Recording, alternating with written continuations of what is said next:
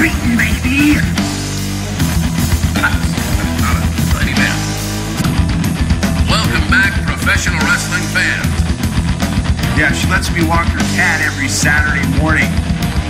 Welcome back, professional wrestling fans. That's right. Welcome back to the best pro wrestling podcast.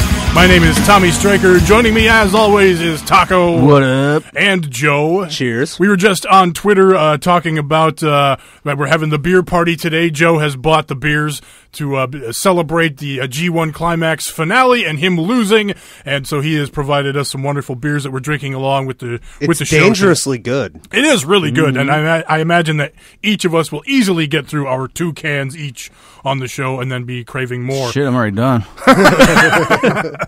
So, obviously SummerSlam, the biggest news. We're going to talk about that. Raw and SmackDown. Never heard of it. The follow-up. NXT Takeover Brooklyn. Yeah. What a show. We'll talk about that. And this week's NXT, now that we are newly recording on Wednesdays, the show moving to Thursdays, available to everybody to download instead of on Wednesdays now. But now we'll be able to talk about not only NXT, but Lucha Underground we watched this week. We're definitely going to get to that because it was the Cueto Cup finals. It's like New Japan's not on or something. Well, yeah, it's kind of nice, too, when New Japan isn't running a million shows every week. I actually went to their website today. It's like, did I miss anything? No, nothing. You can always go back, though, and that's another thing I've got. That's great. I did tease talking about a top 10 list for the G1 Climax. I put that together earlier today, so we can talk about that and all kinds of other stuff. Let's start off with just a little bit of some news here. Pro wrestling news. We have quite a bit of news for you. Of course, we sent our well wishes to Ric Flair last week.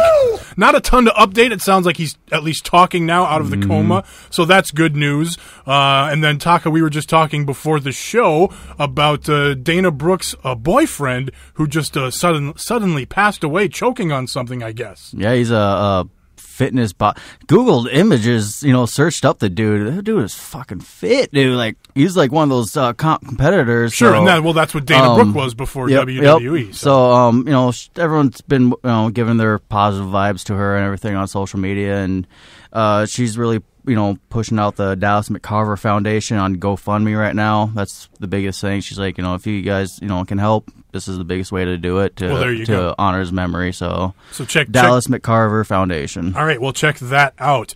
I don't think there's anything other big news wise to Leo Rush signed to WWE. Leo Rush, that's a big one right there. That's some news there. Well, of course, all the news coming out of Takeover. We'll get into the Adam Cole and everything that happened there. Well, I thought it was interesting that they actually, we signed him. So like, surprise, cockbags. Guess who's on NXT? That was an odd way of them doing things recently. I've been so unplugged because I've been getting caught up on everything, so I didn't even see that they had posted that. No, it was official WWE.com. Anything on Donovan Dijak? He's been heavily rumored as well. Pretty much, it's one of those things because of the Leo Rush and how this information came out. They're like, we're not too far from hearing about Donovan Dijak. God we just damn, haven't heard it yet. Oh, so good, right? Taco really putting over the beer we're drinking today, and it is fantastic. It was a good choice. Castle Danger Brewery. If you'd like to sponsor us, please let us know. Yeah, that'd be great. Let's get right into SummerSlam. We'll come across more of the news stuff kind of as we go through the show here. But what a hell of a show! Fuck yeah, man! I enjoyed myself. Awesome it was long. It took me 2 nights to watch it, but that's because I work on the weekends and everything. So this weekend was so fun between Takeover and SummerSlam because me and Joe were fucking plucking away on the Twitter and the amount of people interacting and acting and shit with us was so fucking fun, man. It's funny. I was telling you guys earlier today, because I was at work, so I was trying to avoid spoilers, but I get all the notifications when you guys tweet or whatever. Or obviously, you tag at BPW Podcast in there, and so at one point I looked down at my little Twitter box on the front page of my phone, and there's the little bubble there that tells you how many notifications, and it's at 55, 58. I'm like, oh, it must be a good night. See, we went ham this weekend doing that, and then come Monday Night Raw, I posted one tweet because I got distracted with that fucking WWE Tap mobile game. And yeah, it was fun. I can see why people are super addicted to it and everything, but, my girlfriend was giving me shit about it, and I was like, I'm only playing until I'm fucking sick of it. Yeah, it's already deleted. I think it lasted like 3 days with me, but I get over that shit quick. Right on. So, SummerSlam, the big main event. Brock Lesnar, Samoa Joe, Braun Strowman, Roman Reigns, the Fatal 4-Way. Lesnar retains the Universal Championship. They told that story, though. Everybody beat the shit out of Brock Lesnar. Strowman took him out on a couple of power slams through the tables, but everybody got their shit in on Lesnar. He gets carted out. He's gone for a while. He's the hugest babyface in the world. When he comes back, fuck yeah, beats the shit out of everybody, wins. I don't think we've ever seen Lesnar hold on a stretcher like that before. No, that was the first time for Lesnar getting hauled away from. Well, Heyman said it in his promo on Monday Night Raw. He's never been hauled away from any combat sport on a stretcher.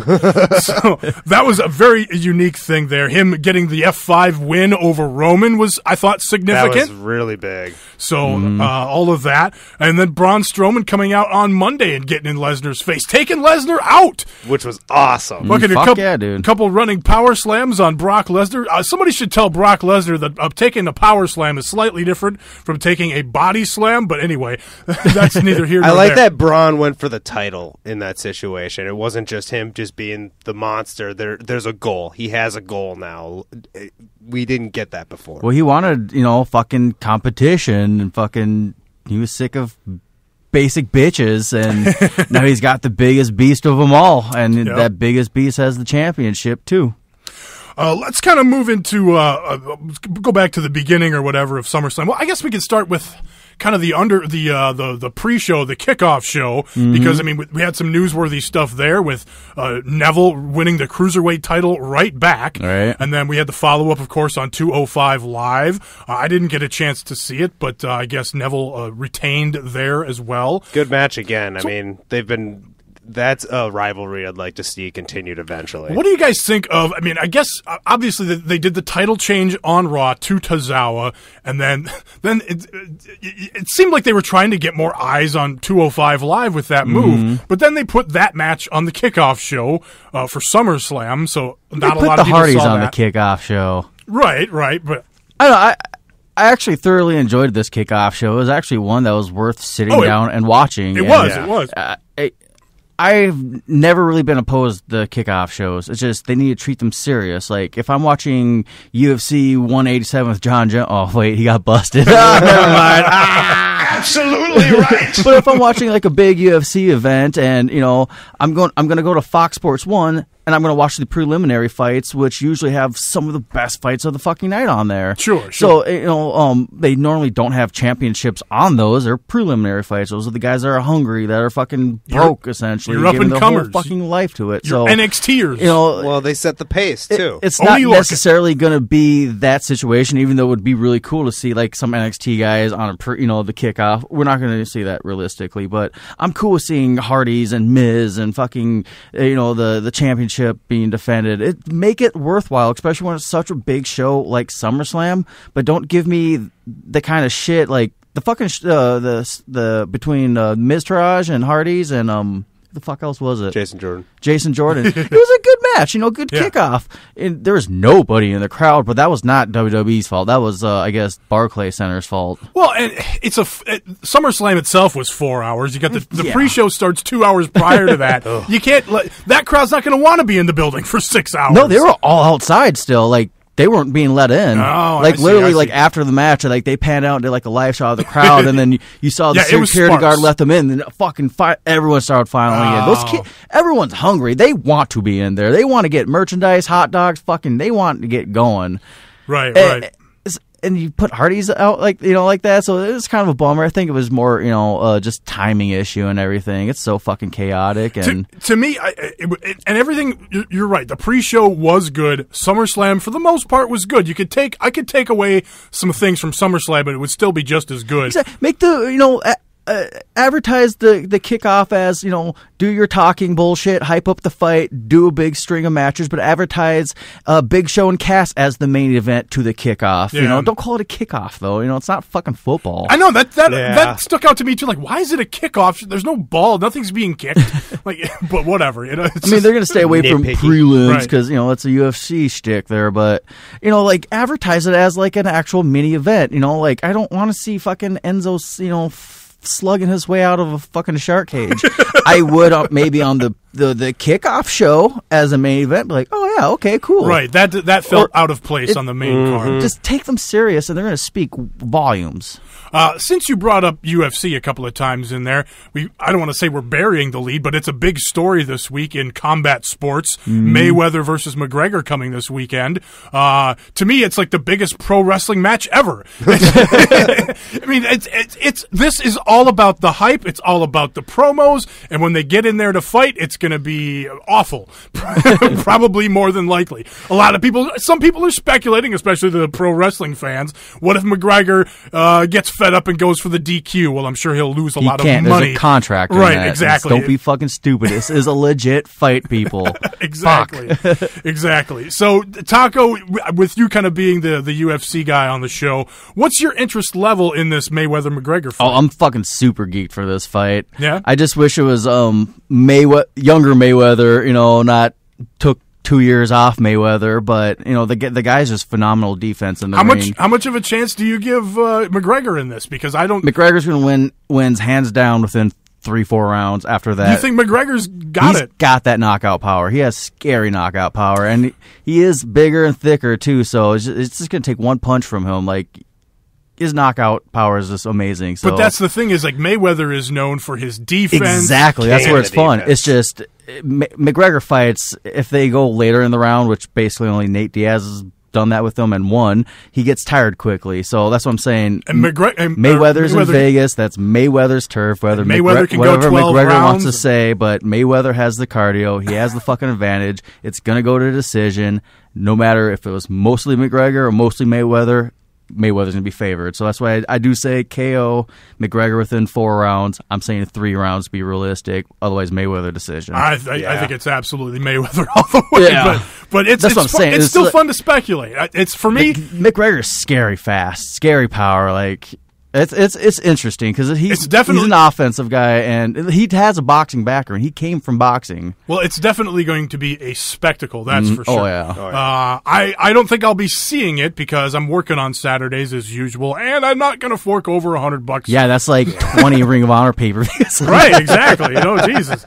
Speaking of that, there was a Ring of Honor pay-per-view this weekend that I did get to see. We'll talk about that in a little bit. Let's get back to SummerSlam. Kickoff show, we were just talking. That tag match was awesome. Yeah, the Usos versus New Day. New Day. Yeah, see? Completely out of place. I forgot that was on kickoff, too. Right. A really good match. We had a title change. The Usos getting the titles back. Right move, I think. Putting it back on those guys. I think New Day needs something new. Maybe the Papa Shango gimmick they were doing on Southpaw Regional Wrestling. But New Day needs something a little bit different. Southpaw Regional Wrestling. God. The New Day on there, they were scarier than the Wyatts. I was like, fucking Xavier Woods is like looking into my eyes and fucking voodoo and shit. I'm like, this is fucking scary. So put on a show, man. That whole Tyler Breeze, season. like, they are real. Keep the boat running for me. Yes, the boat is for sale. Great stuff. It's so true. And the merch for it now is unbelievable. Beaten, baby. That Lethal Leap Year shirt, man. Yeah. Do it for Dewey, anyway. But yeah, I like the Usos getting the titles back. They got a little win over the Hype Bros on SmackDown. So. I want to keep the New Day together. I want them doing them. I want them keep doing the same shit, whatever they're fucking doing. But I want to see, singles competitions, more singles. Like, you can still be a fucking group and go, individually and do things. Sure, They've even talked about it. They're like, we want to be a long-term group. If, that's the fucking plan. If Big E wants to go for the Intercontinental United States Championship, he should. We all should. Yeah. We're all going to, we're here for each other. It doesn't mean we can't go after the same belt. And like in the Shield, if it becomes down to, we got to face each other for it, we're going to fucking do it, and yeah, let's do it. Let's dance. John Cena beat the shit out of Baron Corbin in the opener for SummerSlam. But John Cena showing up on Monday Night Raw, the big story this week. Go ahead. That was the most interesting John Cena match I've really seen because there wasn't really no "Let's go Cena, Cena sucks" chance. It was just a lot of Cena chants. It was definitely more for Cena majority. than against. But I like the energy was strange in that match. It felt like John Cena was like, I need to prove a point. I'm in the fucking opening match. And I think he was trying to get something out of Baron Corbin. I think they were trying to raise the intensity level. Yeah. Whether or that not. dude's just such a... I want to root for him. Like, I've always dogged on the dude. And I'm to the point where it's like, I want to be Team Corbin, but I just can't. Like, his new fucking music is like, it's worse. Garbage. Like we were talking about, it's like when you're playing fucking, SmackDown versus Raw, and fucking you're spending 6 hours making a creator wrestler, and you don't have all the points yet to make your dude look ripped, so he still has that little frowny face belly, and then you fucking you're like, oh man, you're scrolling down, picking out theme music, and you get down all the way to number 15, you're like, fuck it, good enough. Yeah, the new music, I don't know, because I know it sounded like Corbin had some backstage heat, maybe for all the shit that he talks on Twitter. But the shit he talks on Twitter that's what I like. It's like that's real. It's kayfabe though too. It's like he's a dick character. I really don't like.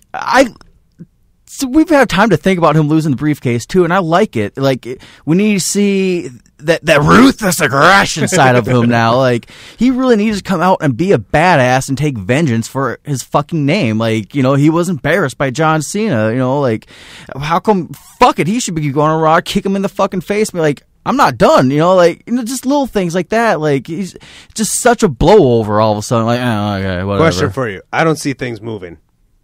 No, we're good. We're good. All right. I just wanted to double check. I'm sorry. I'm used to seeing stuff moving, so no, I don't want to get. Right. Let's just make sure here. Let's make sure. I don't want to. I'm not repeating myself. Okay. There we go. That's cool. All right. Let's just do a zoom here. Let's zoom. Enhance. We're gonna have to get more beer. No, we're good. It's as long as this thing's going, we're good. Okay, we're good. I was just worried. I didn't want to get us through an entire episode and then be like, we got to do it again. Danger Al, North Shore Al, dangerously good Al's. But we were talking Corbin and the music. Like, the old music was one of the cool things about Corbin. That and the entrance, the little juke moves that he does. I don't know about that. I'm glad he stopped that shit. Like, but yeah, I don't like the new music. But what did you think? Baron Corbin got himself involved in the main event of SmackDown Live, volunteering to be the special referee. Even then, made him look like a buffoon. Right. Yep. Yeah. Shane comes out and fucking you're counting fast. They make him take off his shirt again, which happened in the match with Cena. It's like they were purposely making they were making him wear the T-shirt. Now they're embarrassing him by making him take the T-shirt off or get it ripped off or whatever. So I don't know. It's very strange whatever's going on with Mr. Baron Corbin. Natalya versus Naomi for the women's title. Another really good match, I thought. Natalya getting the win here. A bit of a surprise, but a lot of people were very excited to chant "You deserve it" at Natalya. Absolutely, she did. She really did, though. I mean, I think me and Tommy have brought it up a bunch of times. Just the fact that we want her to have that good run. We want her to heel or babyface. She deserves it. Being a true one of the first real women wrestlers in the women's revolution. Yeah, I agree. I hope she keeps the championship for a while. But I want to bring up the fact that I thought Naomi had some really good high impact moves in this match. Like it just seemed like she was on a different level that night, and I've been super impressed with what she's been doing. I got to bring up two things too. That I'm happy that Carmella didn't tease a cash in that everyone thought. So that was cool. But Carmella's fucking outfit, I loved it, man. Yeah, she's got the new gear. Yeah. Legit as fuck. Like, awesome. Yeah, I like the new gear. They did the tag on SmackDown this week where Carmella's out there with the briefcase, not wanting to tag with Natalya, but then finally getting tagged in and having to take the loss from Naomi. So, but yeah, that was I like the gear. Sasha Banks versus Alexa Bliss, another great women's match. Sasha Banks kind of getting, I don't know about the surprise win here, but it's a good win. Getting her third title victory here for the women. Do you Raw think it was title. supposed to end that way? Did it seem like they rushed the ending a little bit? I'd have to go back and watch it again, but because the thing is like I feel like in that type of big match at SummerSlam, like I mean, Sasha should have hung on a little bit longer. I mean, just a little bit longer before tapping. It seemed really fast to me. I was okay with the tapping out, but it'd be interesting to go back and watch it again, I think. But Sasha Banks, the new women's champion, I liked Bliss as champion, but I like the story with Sasha as well. Sasha's been having some really good matches, even with the likes of like Nia Jax lately. Oh yeah, everyone's heads turned on that Raw match. So yeah, she's over. She's good in the ring, and she's making others look good in the ring too. So. I saw that Big Show's working with Nia Jax, try to help her out. Okay, well, so that's it's a good step though. in the right You know, direction. Sure, exactly. He's got that size. Yeah, no offense, but he's kind of big and clunky too. There you go. And I've seen that man drop a drop kick, man. Oh yeah, no, he knows what he's doing. Let's see. Finn Balor, of course, beat Bray Wyatt. Nothing much there. I had fun with that match. Hell yeah. I like, agree. Even Balor, like, he was different in that match. It was just hard hitting. Like the Demon, man. The Demon, like, normally, I don't know if like, and then stuck Bray out way Wyatt's more reaction, his reaction to the Demon, in my mind, was just perfect. The way he sold the Demon, the entrance when Finn would do something out of the ordinary, he would just sell the Demon that he was mesmerized or whatever, it was scared even. Typical Bray Wyatt, you know, I'm going to say a bunch of shit and lose the feud match, but, you know, this one, it stuck out to me. It shows you how good Finn Balor is, and just the little amount of time they've been doing this feud spoke more miles than fucking the Randy Orton feud did. Definitely. The Bar versus Ambrose and Rollins for the Raw titles. Another very good tag match. Fucking Cesaro getting out in the crowd, taking down that beach ball. I fucking popped hard for that. I'm like, fuck that beach ball. That ball did too. I want to talk about this beach ball thing here. They are banned. And I don't want to go anymore. No, here's the thing. The WWE brought this on themselves because, okay, a couple of years ago back, whatever, the Monday Night Raw after WrestleMania crowds were the most raucous crowds of the year, and they were the ones bringing beach balls and doing all that. And then WWE did that 24 special or whatever it is on the network where they talked about the Monday after WrestleMania, and they fucking spotlighted the beach ball dorks. And so now everybody's bringing beach balls. And of course, it's SummerSlam. It's one of the biggest pay-per-views of the year, 4 nights in a row at the Barclays Center. So here come the beach balls. But I fucking love Cesaro getting in that crowd like, fuck that beach ball. Watch my match, bitches. So yeah, they banned all pool items at shows now. Thank goodness. I was saying it would be funny if, like, in a week we go to like WWE shop and they have like WWE Superstar beach balls for sale. I would just fucking market that shit, you guys. So what do you think about Ambrose and Rollins getting the titles here? I mean, it's fun. I really wanted the Bar to keep the titles, just to keep the. I mean, this feud is still going to be going, but I feel they'd be stronger as champions and better with Ambrose and Rollins chasing the titles. You know, we're getting better and better as a team towards working that. But I can't say I'm not, you know, going to enjoy them as champions, you know. And I like the redemption story, and I like, you know, it's something new for these guys to do, you know, with them both being out of the main event picture, out of the IC or US picture. Well, Ambrose is Grand Slam champion now. Exactly. There you go. Have held all the titles. So good stuff there.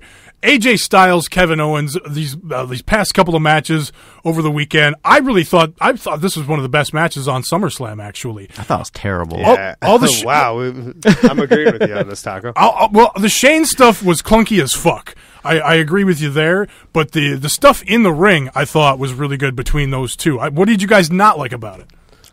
Go ahead. I was going to say, I mean, one, obviously, again, the Shane shenanigans, but the placement of it, I should say. I know that the U.S. title deserves that shot, but if you're going to do that type of match with that many shenanigans, it should not be that late in the show for me.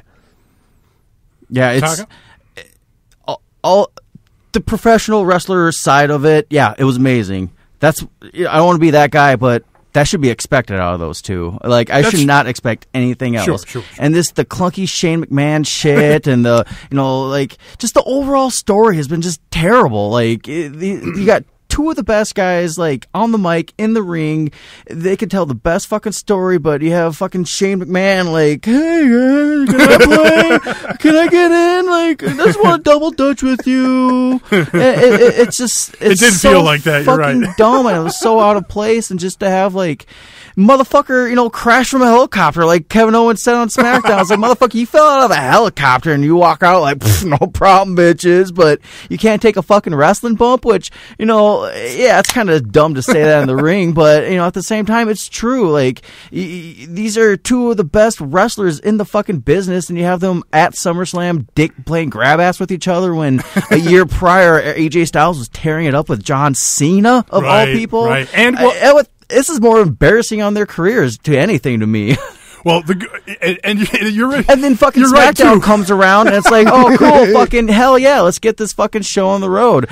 Are we going to see a main roster debut? Are we going to see a surprise? Because we didn't see nothing on Raw.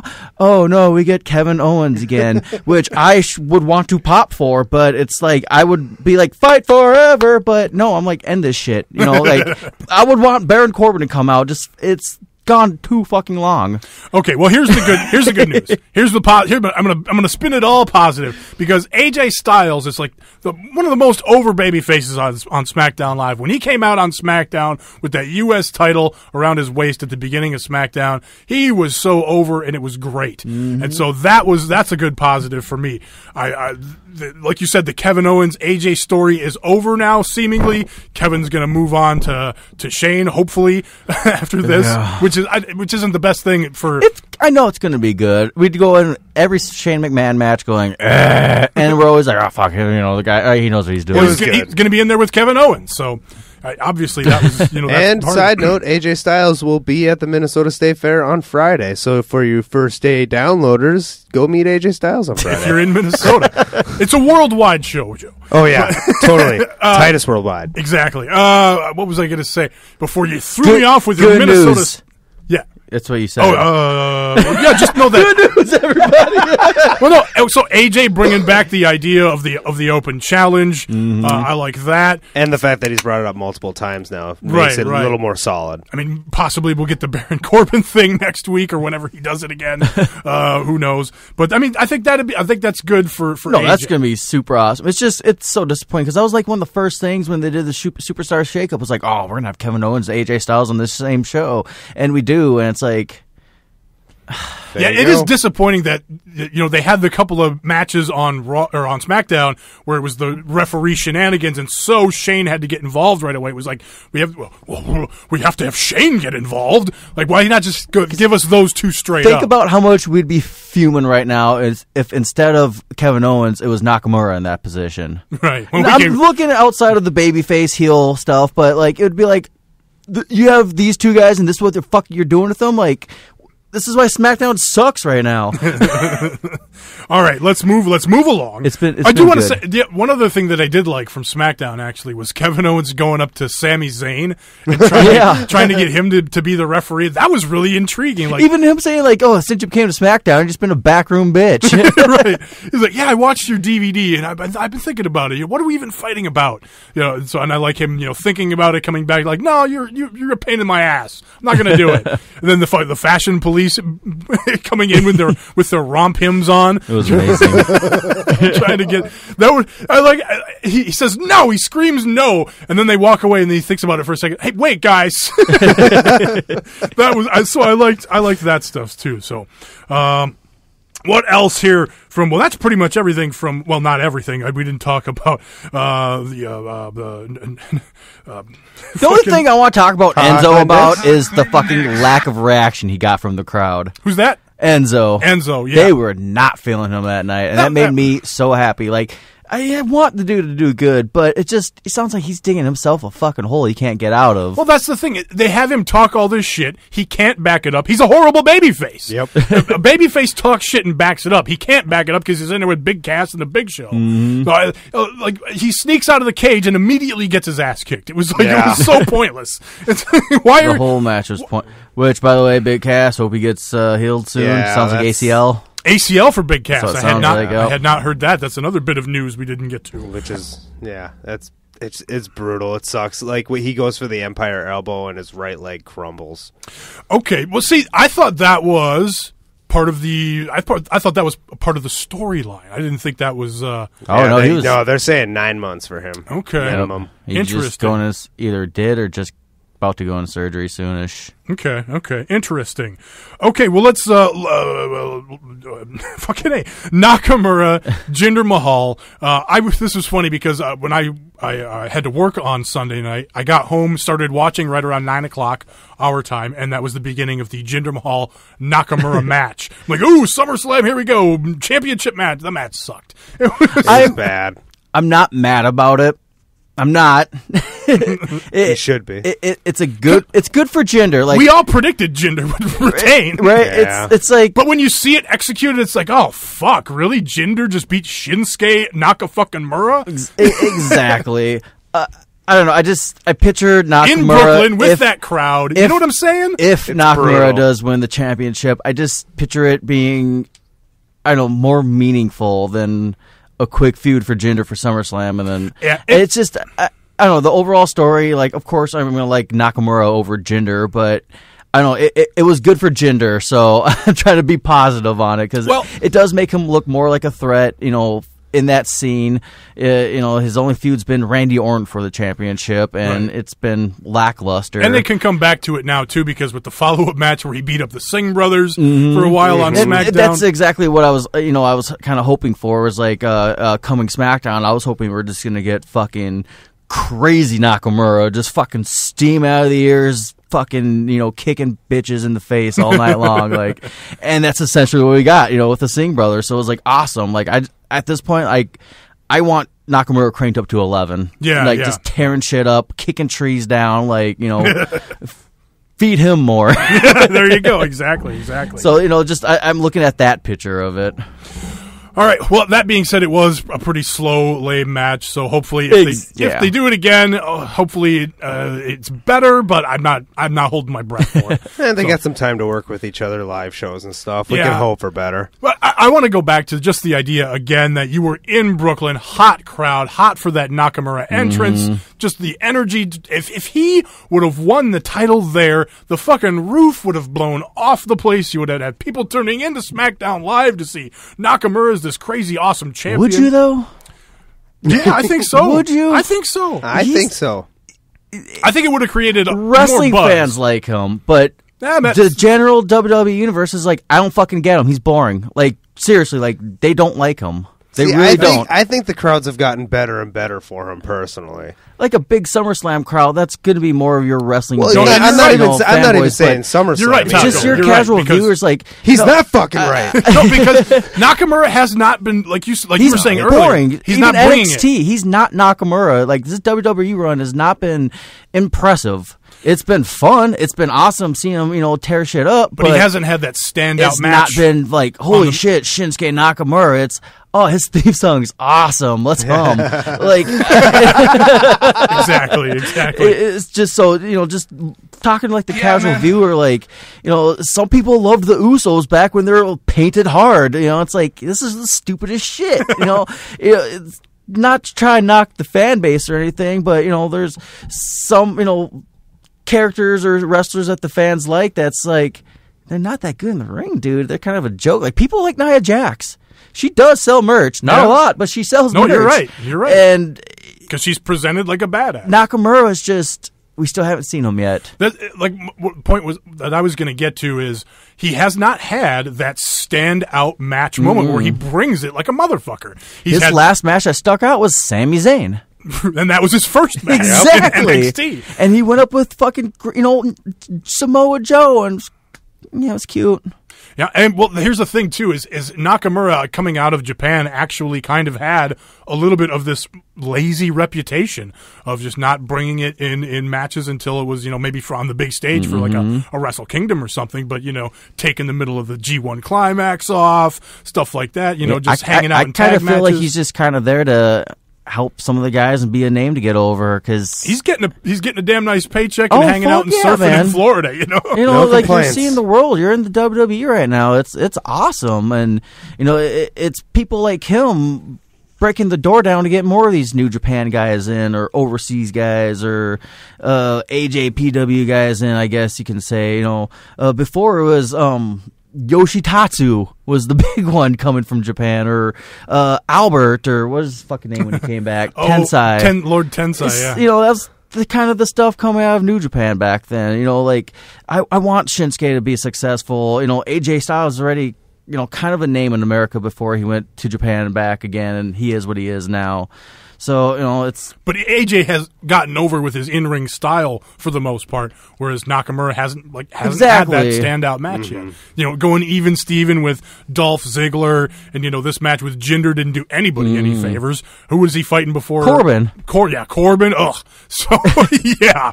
So it's just really rough, but, you know, like, you know, put him in there with fucking Kevin Owens. You know, he'll go hard. We know he goes hard. All right, I wanted to bring up a couple other things from Raw. Nia Jax squashed the shit out of Emma again. What is going on? Why is Emma such a squash, no talent on Monday Night Raw? Why are people complaining? She's on TV. She's on fucking TV. If it hasn't been like 3 to 4 weeks now of just pure squash matches. So much better than Nia Jax. Here's the thing: we're bitching, but I am bitching, but I do like that they did more squash matches on Raw here. I'm disappointed that it was Emma. I think she can be in a better position. Her, but was Mickie James on Raw this week? No. Was she on Raw last week? Yeah. Oh, Emma was on both. It's just she has to start from the bottom. I think she lost all faith in the back room. Obviously. Yeah. They tried to give her that big new gimmick, and she didn't want to do it, and then that went away. And now did it go away, though? Like, I still feel like she's kind of there with that gimmick in the head a little bit. You know, like, I never really liked the evil Emma gimmick. Like, it just didn't feel like her. It was better than Stumbly Bumbly. Oh, yeah, I don't like boo, boo, boo, boo.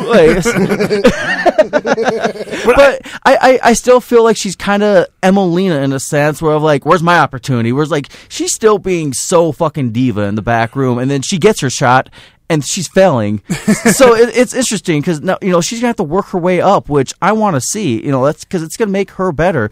She fell behind. She's kind of the Hideo Itami of the women's division. I wanted to talk about the awesome segment with John Cena and Roman Reigns, and teasing that upcoming bout. Of course, that led to the holla moment of the show. You both suck. I'm going to make this a tag team match. Were you going to say that? You both suck. You both suck. Yes. Yeah, exactly. I wrote down John Cena and Kurt Angle suck. That was my note for that segment because it's like... Oh, no, when Roman and Cena were face-to-face, there was no let's go Cena sucks. I know what you're saying, yes. What is that noise that just happened It's there? Definitely probably the box. Oh, there it goes. Sorry about that. God damn it, Taco. I wonder if that was even on the podcast. Anyway, but I think it's going to be a cool program or whatever between those two. I'm looking forward to it. It'll be fun. It will be. Seth Rollins and Dean Ambrose beat the Hardys in a nice tag team match there from Raw. That was a great, long, competitive match. Enjoyed that. We're going to get Bliss versus Sasha Banks in the rematch next week on TV. That'll be pretty cool. Jason Jordan lost to Finn Balor out of nowhere. Goes for a handshake after an exchange, and Finn kicks him. He's trying to rookie's trying to get the respect or whatever. I like that spot. Just fuck you. I got shit to get accomplished. Right, you know, right. I got to move up. Decent match, too. It went a good amount of time. Yeah. More beach ball shenanigans in that match, though. So, but yeah, that's pretty much it from Raw. I'm trying to think if there was anything else from Smack. Oh, of course. SmackDown. I don't know. I mean, it was only fucking glorious. Yes, it was very glorious. The Bobby Roode debut after losing at NXT Takeover. We'll talk NXT Takeover here in a minute. But, yeah, how about that fucking debut? What fun was that? They needed it. And I don't know if it was part of his character, or if it was him just taking a moment, but he does the full rotation. He takes like 2 steps, looks at the crowd singing his song, and just goes, "Oh wow!" Like you see him say, like, you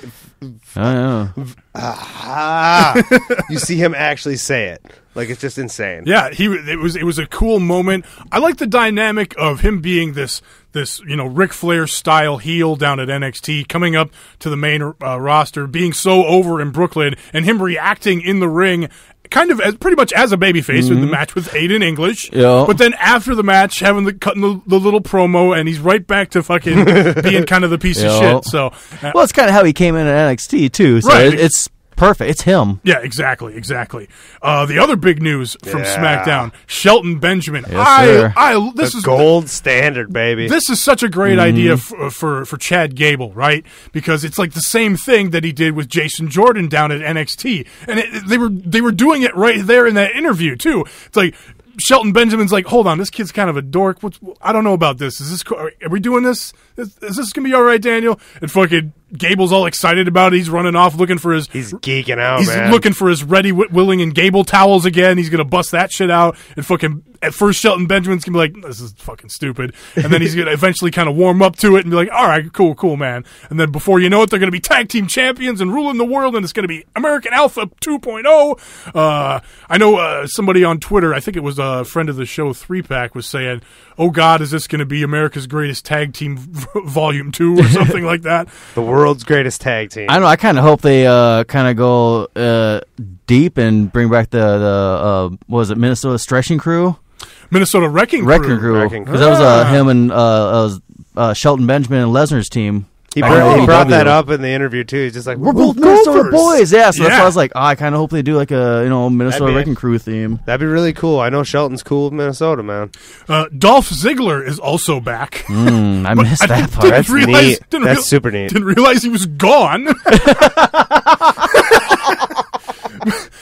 But what was that interview? What was that? I fast forwarded. I kept missed it.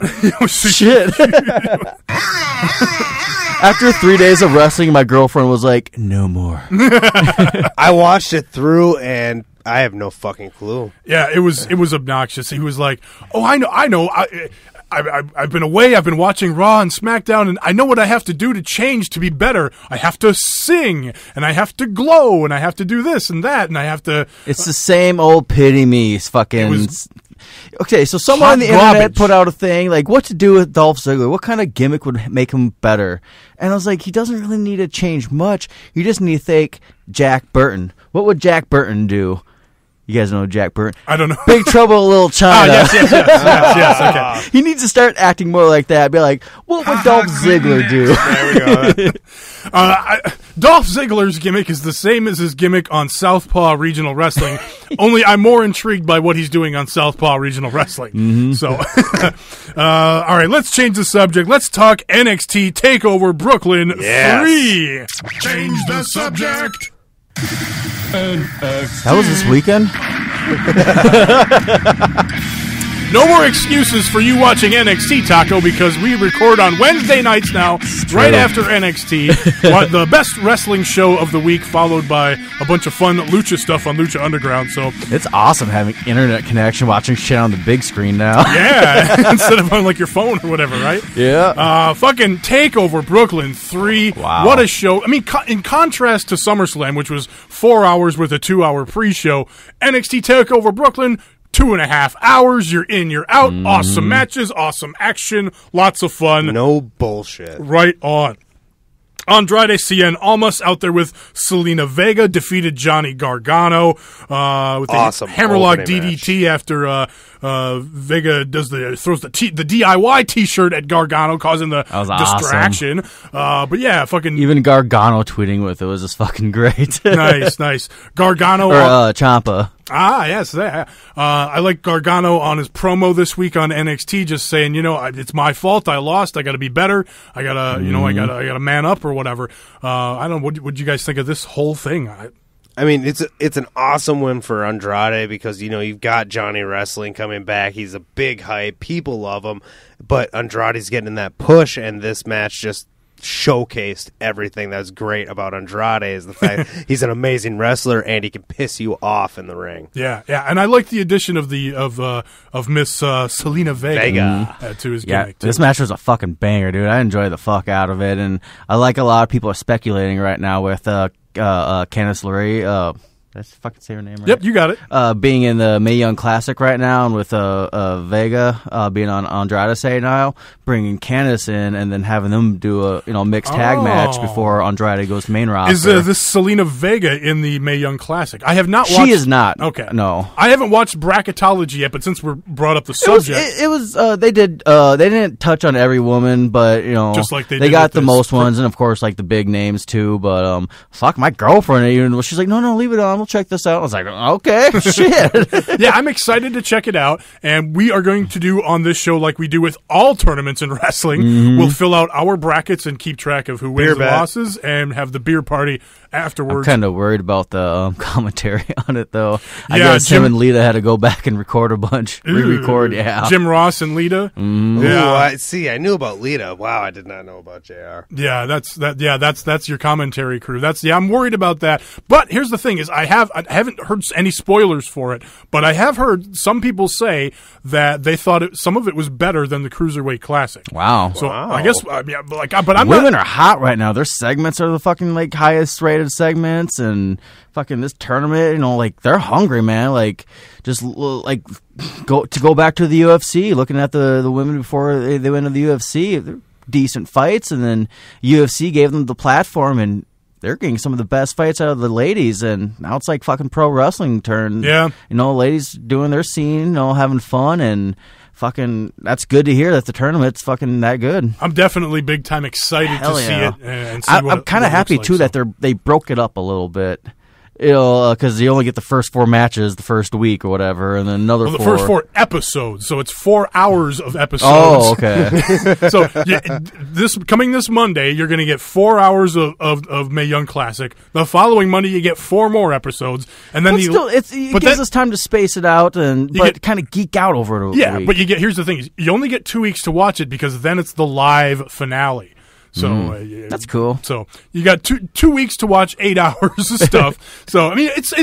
I'm just glad they waited until after the G1 Climax because I mean I think a lot of people were upset because they thought it was going to air closer to when they taped it. Mm-hmm. But thank God it's for completely selfish reasons that I'm so happy that they waited till now. Well, not even after SummerSlam, after the G1, because it would have been overwhelming to watch. So. And the Cueto Cup, the Cueto Cup. The Cueto Cup just ended today. But if they're having that much issues with the commentary, I'm kind of glad that they spaced it out because that would have killed it if there was bad commentary. That's true. That's true. Really bad. And that's the benefit of having waited this long is that they can go back and adjust some things there. Mm-hmm. Back to Takeover Brooklyn 3. I love that they had the Raw and Smackdown GMs up in the press box or whatever. Fucking Roderick Strong up there rubbing elbows with Kurt Angle and No Way Jose was up there. The iconic duo trying to get in on some Daniel Bryan action. So I enjoyed that aspect of it.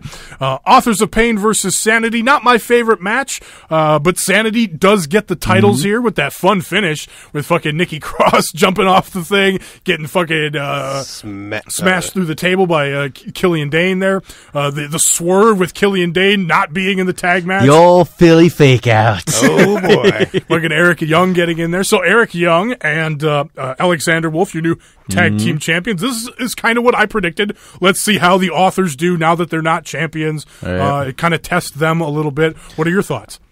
I thoroughly enjoyed this match, to be honest with you. I like that little swerve Young did. Kind of keeps Killian Dane on his own a little bit because we know the dude can tear it up. And it made it interesting, and too. It made it interesting. And I feel like putting a championship on Eric Young like that does more for him and Sanity as a whole, as opposed to having Alexander Wolf and Killian Dane with the championships.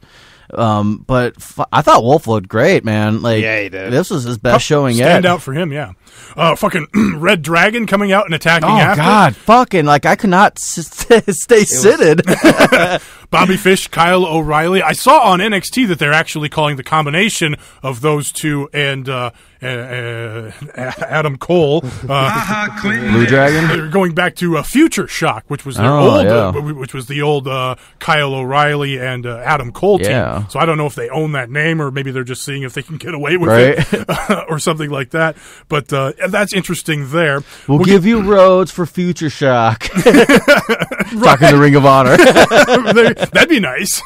What was like? But yeah, I love that Red Dragon is back together because fucking Dusty Rhodes Tag Team Classic is right around the corner. Yes, it is. So I mean, Good that's call. gonna Man. with those guys in there, Putting some stuff together. it's gonna be a lot of fun this I fall. will say something about the match. This was an Authors of Pain style match. Like, they're just chucking people around, and I like that they didn't win. Like, again, like you said, it puts them on the defense, and they look like Goombas from the Super Mario movie.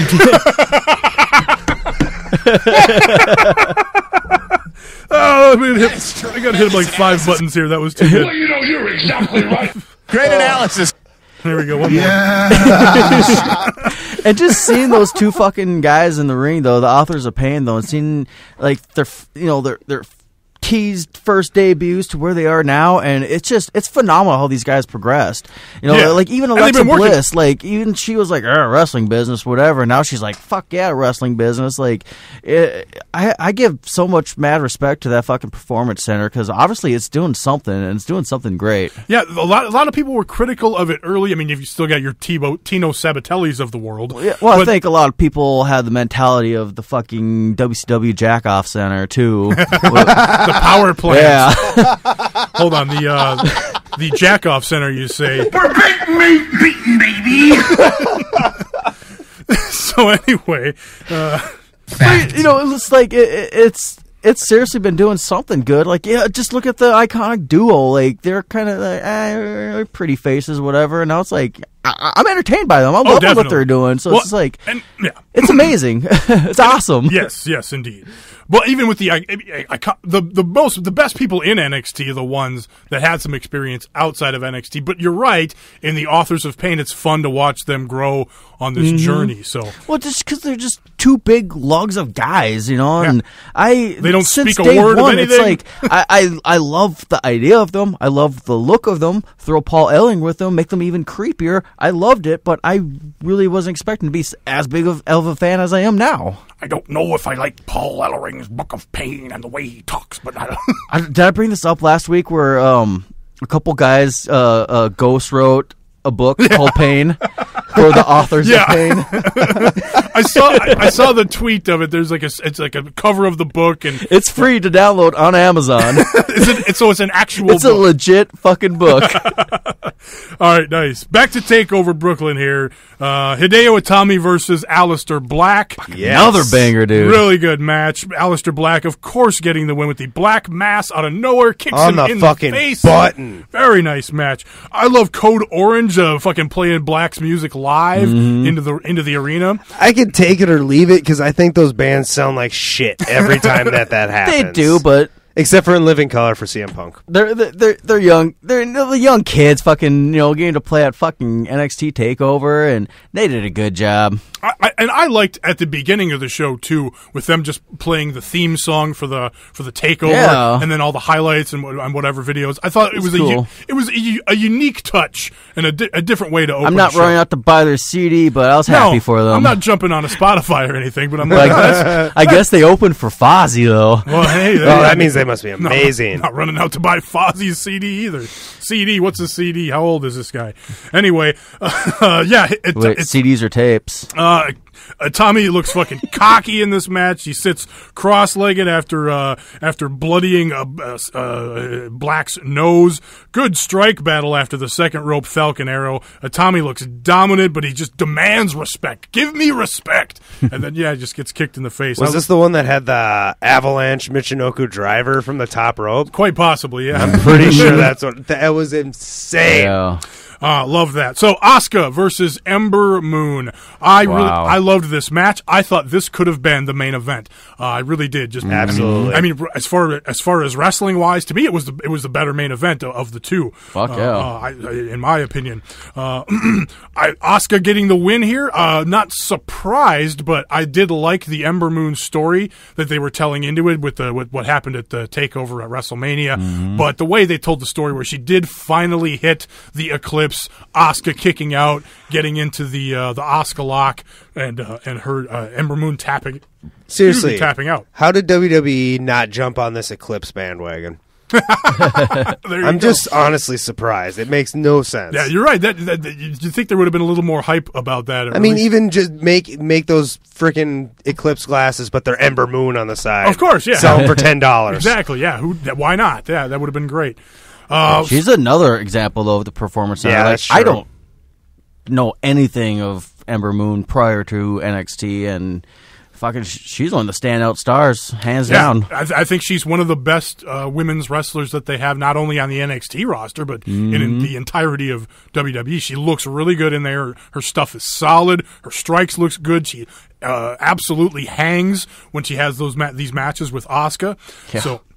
But now it sounds like, I don't know if it's kayfabe or worked. I haven't been around on my dirt sheets yet this week. I haven't done a lot of research on the news, but it sounds like Asuka, like I said, not sure if it's kayfabe or real, but the broken collarbone out 6 to 8 weeks. 6 to 8 weeks for a collarbone, that seems like maybe short. It does. That's like one of the worst fucking bones to break. So that kind of screams work to me, which makes sense because you've got the Mae Young Classic coming. What does the Mae Young Classic winner get? Well, possibly a shot with Asuka in a month and a half. So you can work that out. You can have nice storylines on NXT with the different women being Ember Moon and Nikki Cross and Ruby Riott vying for that title shot eventually. So you can have those three, your Mae Young Classic winner, all going for it at some point, and then come back to Asuka in a month and a half here, or 2 months, or I don't even know when the next takeover is. Right. Do they do a takeover at Survivor Series? There's 4 a year, so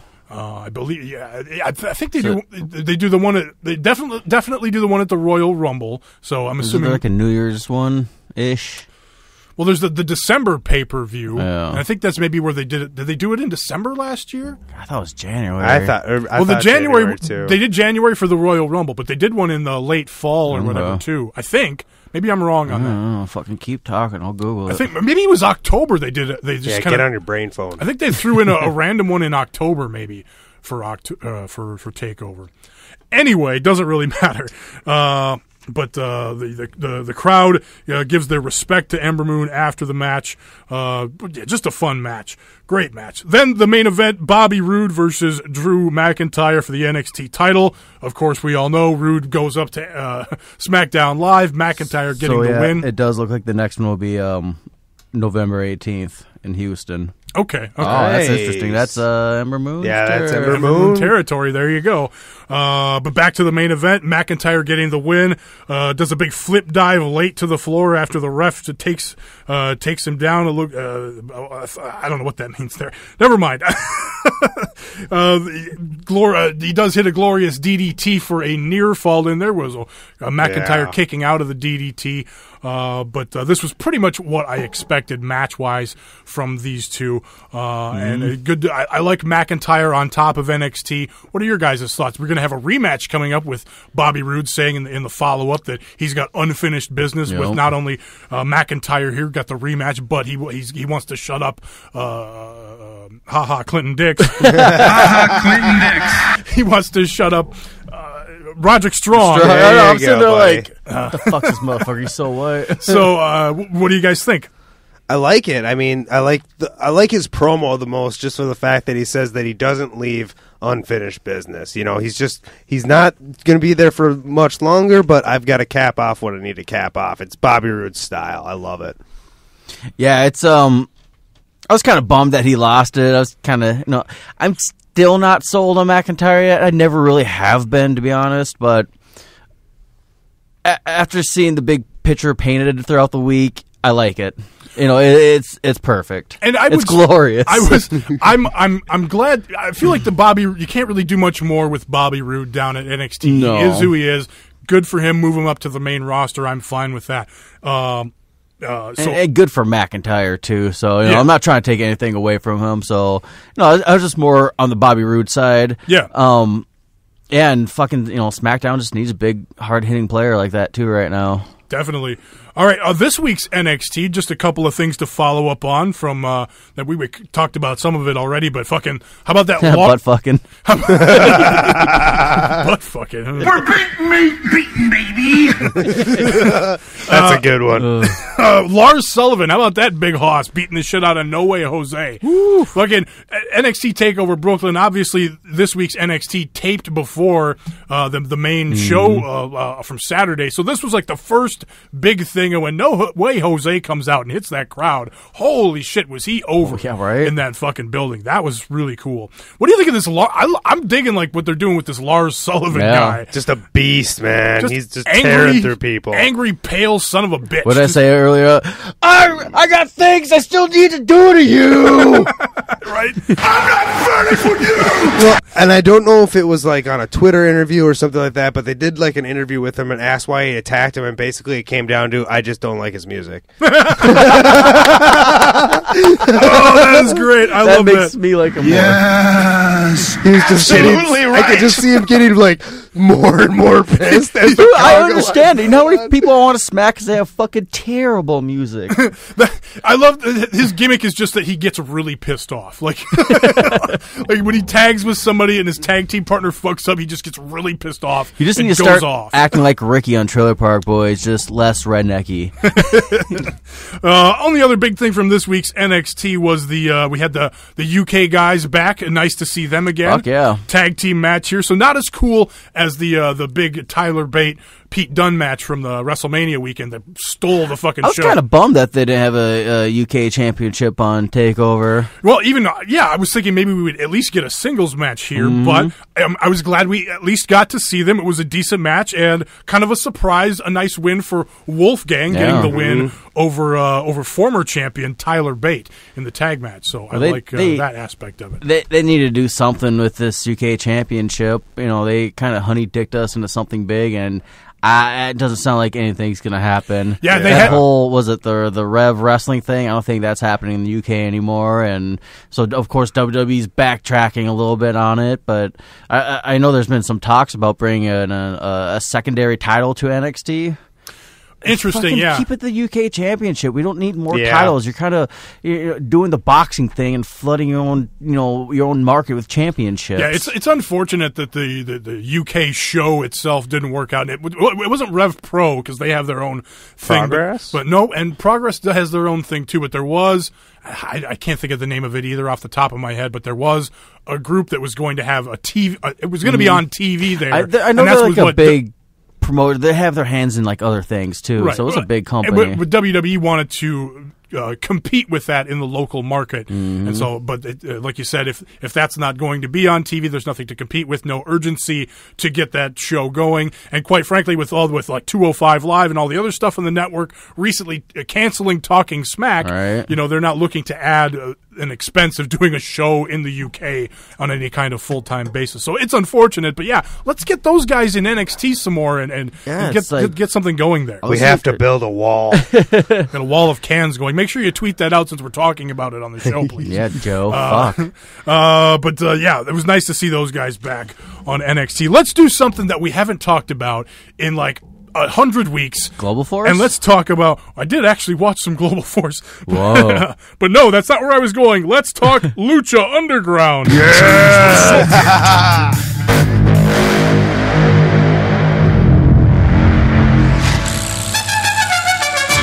So we have, like I said... Did we get a Monday Night Raw thing? No. No, we didn't do that one. Or Smack... Son of a bitch. We didn't do either of those because we combined I didn't get everything. My 6 shooters out. We combined everything into talking SummerSlam, so we didn't get to the Sounders, but nevertheless. But yeah, Lucha Underground. We haven't talked about it in a couple of weeks or a few weeks, but we had the Cueto Cup finals this week. We had finally the Johnny Mundo versus Rey Mysterio Jr. for the Lucha Underground Championship that they've been building up since the beginning of the Cueto Cup. So they've been building up tonight for this week's Lucha Underground show for a long time. A couple of interesting things that happened on the last few episodes. I don't want to get into details of what happened on each show, but some interesting notes. Some good matches. Fucking Puma and Dante Fox a.k.a. AR Fox, but they had a really good match. The Pentagon Dark Mil Muertes match, another very good match. We learned some new things along the way. The guy that Cage killed, the politician guy, we got another guy that came to replace him.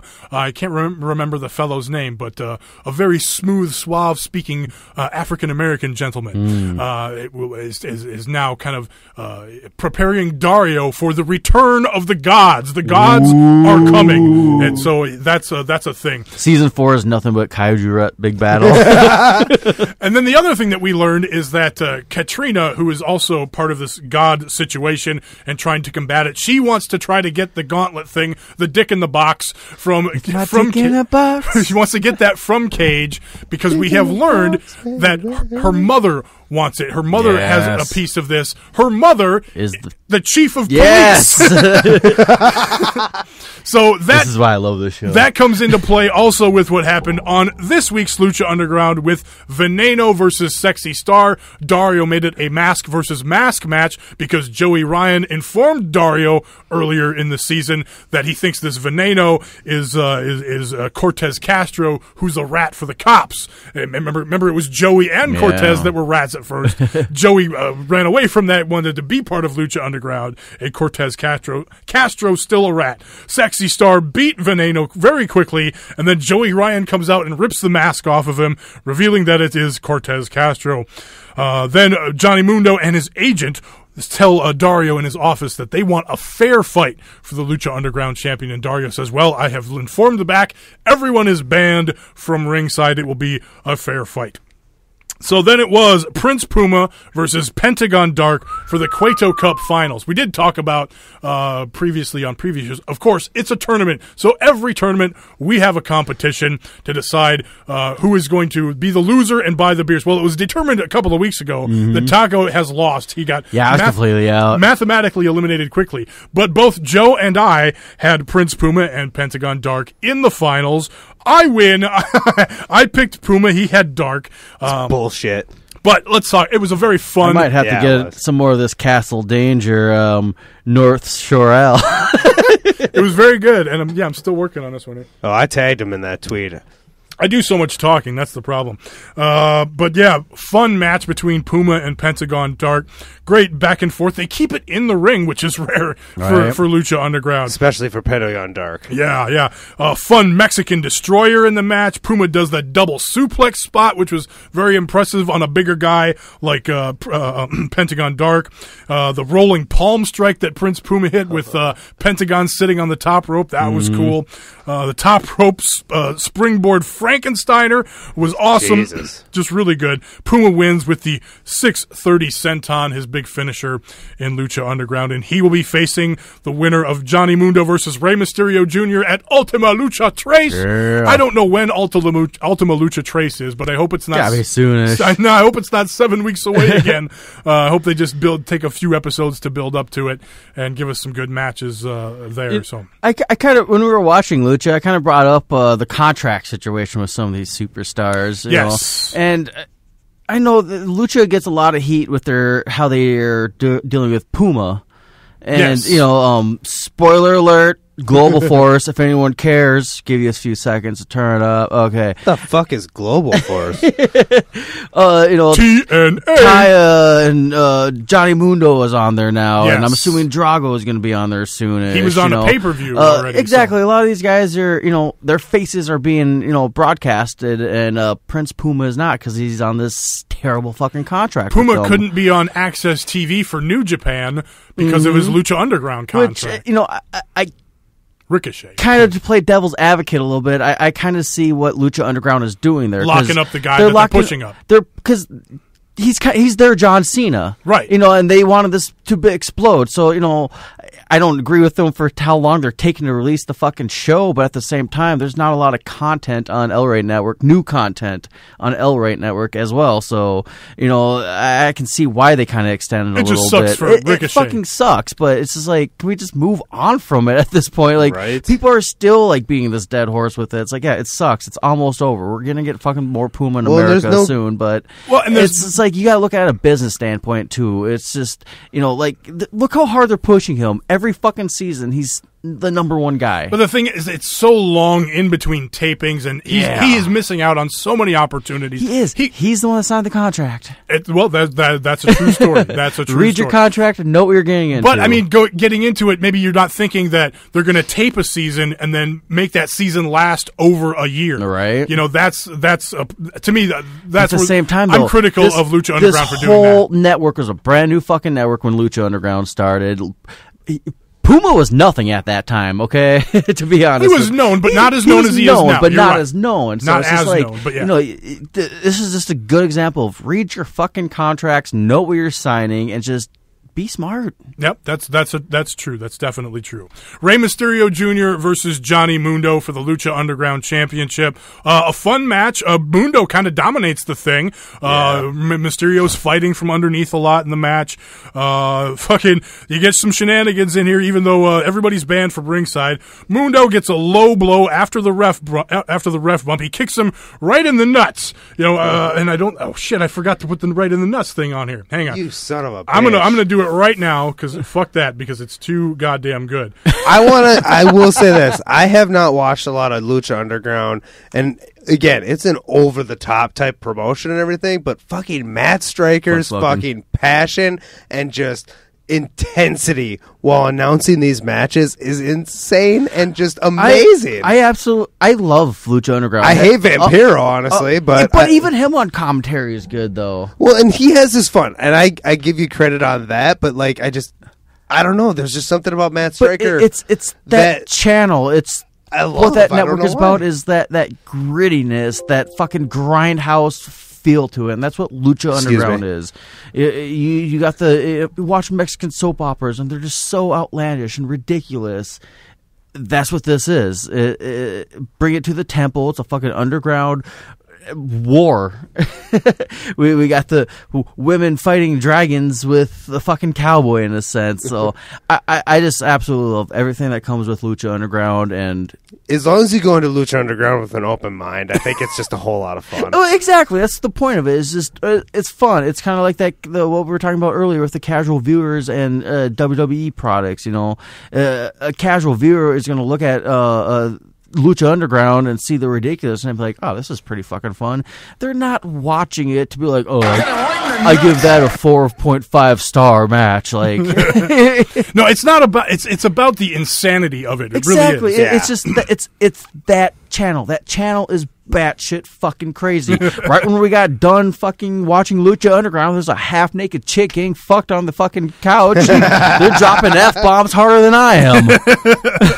So yeah, the finish for this, Mundo gets a low blow after the ref gets hit him right in the nuts. After the low blow, after the ref gets bumped, he goes and gets the belt. Then Dominic, fucking Rey Mysterio's junior son, comes out. His giant son. He fucking double legs Mundo, takes him Eddie's down. son. Security chases off Dominic. Then hits this. Then fucking Rey Mysterio hits the 619 springboard frog splash. But then Dario comes out and pulls out the referee. Then he hits a fucking 619 on Dario. Mundo with the belt again hits Rey Mysterio Jr. Hits the end of the world for the 1-2-3 over, and Johnny Mundo is still Lucha Underground champion. Yes. So I didn't really understand completely the story of why Dario is fucking against Rey Mysterio Jr., but I'm sure it was told in the drama at some point. At one point, though, of course, Rey Mysterio's in there with linked up with El Dragon Azteca Jr., Prince Puma kind of in that mix too. So they're all, I don't know. It's just that it's that cliffhanger. Well, That's what those Mexican soap operas are about. Those fucking cliffhangers, man. Well, it was about that interview with Johnny Mundo and his agent in Dario's thing. Basically, because Dominic came out, I think, and was cheating. Johnny said if he lost his title in any like competitive fashion, that he was up and gone. I think Dominic coming in, Dario saw that he was gonna fucking leave if he lost the title there, so he had to pull the ref. Someone's paying attention. I know, it's fucking weird. All right, let's talk some Ring of Honor, shall we? Change the subject. Ring of Honor TV this week, interesting. Some fun stuff on there. I guess the biggest news, of course, was they had a match between Matt Taven and Jay Briscoe. Yes, sir. Now, going into this, you're thinking, okay, it's Matt Taven and Jay Briscoe. It's a long match. What was this? But yeah, good match. Good match, yeah. Vinny Marseglia, of course, is at ringside. TK Orion is out there with them. They have all this stuff going. They're having a great match. Eventually, it leads to at one point, Vinny Marseglia distracts with an axe for some reason. He has a fucking axe. He gets in the ring after Jay Briscoe hits a big dive. Marseglia just gets in the ring. So fucking Jay Briscoe's occupied with him. Then fucking he takes him out. Butt fucking. Then TK Orion gets in the ring with his fucking walking boot on and his crutch. Jay Briscoe takes away the crutch. He's cowering in the corner. Jay Briscoe stops paying attention to him. Then TK Orion turns to the camera, winks, takes off the boot. I fucking loved that so much. Nails him from behind, takes him out, DQ. TK Orion is back. The walking boot is off. I loved, too, in that spot where TK Orion had that fucking boot in his hand and Briscoe had his back turned him. Briscoe looked at the referee and then realized something was going on behind him, too. Like, it was just little details in that spot, too. It was like, fuck, turn around, smash! So that whole fucking thing, it just gave me more respect for those guys in the Kingdom, too. And that just fucking that match between Taven and Briscoe. Yeah, fuck, I was surprised. Yeah. Taven's been tearing it up a little bit more lately. So, well, he's been working hard, working in CMLL as well as Ring of Honor. He's been getting over in CMLL, and I don't know what it is. I really like that Kingdom theme music. I was not on board for the Kingdom when I first laid eyes on them, but not me neither. Week in, week out, I keep seeing them, and those guys have definitely gotten fucking respect out of me. Well, and they're the only champions I've seen, maybe besides Bully Ray and the Briscoes, that have really solidified those triple. You talking shit about Dalton champions. Castle and the boys? Hey, there's only been like fucking 3 champions. Dalton Castle's great. Dalton Castle's great. It's just, the boys are the boys. We had the opening match of the show, Coast to Coast versus the Best Friends. To me, this stood out as like a showcase for Coast to Coast. These guys looked really good, had this really awesome high-flying offense, so really good stuff from Coast to Coast. I feel like they did this to Coast before, though. Like, I was watching TV, and they had an awesome match, and then nothing. I haven't seen them. Well, I mean, it's going to take them a while to get over, and they're new, they're young, or whatever, and the Best Friends got the win here, of course, with the pile driver, followed immediately by a Gotch pile driver. I'm so happy Chuck Taylor's in Ring of Honor, man. That dude's a fucking workhorse. Indeed, and he looks like a horse. Caprice Coleman was on commentary. Who he else looks like? Jack Ritter or whatever. You know what I'm talking about? No. Is that the right name? The guy from Three's Company? John Ritter. John Ritter. He's got a lot of John Ritter in him. Man's dead, man. Caprice Coleman was probably one of his names he'll use in the Indies. How you doing? Caprice Coleman on commentary says he's got something coming next week, so look for that next week. Silas and Beer City Bruiser attack Jay Lethal during a backstage interview, so ongoing stuff between those three. Cody, in an interview, says in a promo, says that he's taking on worldwide competition. He's got the referee drawing names out of the hat of guys he's beaten. Jack Swagger, and I forget who the other one was, a Ricochet. And so he's telling the story that I'm a free agent, I'm defending this title against names all around the world, and if you're a name, bring it on, who's next, that kind of thing. So I liked that little promo from Cody there. Then the main event for the 6-man tag team titles, Dalton Castle and the boys takes on Colt Cabana and his Tempura Boys. A very fun match, a lot of silliness early in the match, but a lot of fun. The boys... Silliness? I want to see the Pantera Boys, man. Like, fucking just coming out, just, So the headbangers. I wish I had my old Corey Graves Pantera sound bites from when he was talking to Ron Strowman. Yeah, that was great. But, no, this was fun. The boys form a human chair and fan Dalton in the match. They do the chicken fight spot where each guy's got the boy has his other boy on his shoulders and the Tempura Boys on the other Tempura Boys' shoulders. They're getting ready to go at it, and Colt just comes in and pushes the fucking boys over. I don't know if you guys ever played Beavis and Butthead on Sega or Genesis. Yes, I did. But they had that on there where they had the chicken fights and Beavis was on Butthead's shoulder and they're fucking fighting, the bullies and shit. Totally reminded me of that. The boys do some twin magic, some fun fun spots late after some. The beginning of the match was fun, but it was kind of clunky at times early, too, but it got good later in the match.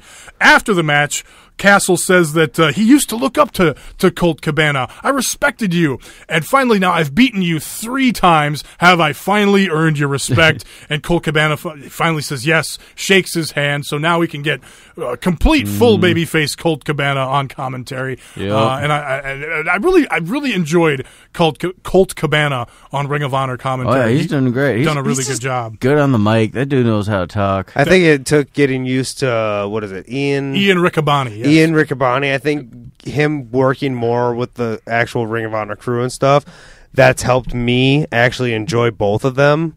Even if you're going to get technically 2 babyface, announcers at this point. Yes, I agree with that. I also got to watch today, finally, the Ring of Honor War of the Worlds UK iPay-per-view from Saturday. And apparently this whole UK tour, like 4 nights, is going to be available on demand on their website.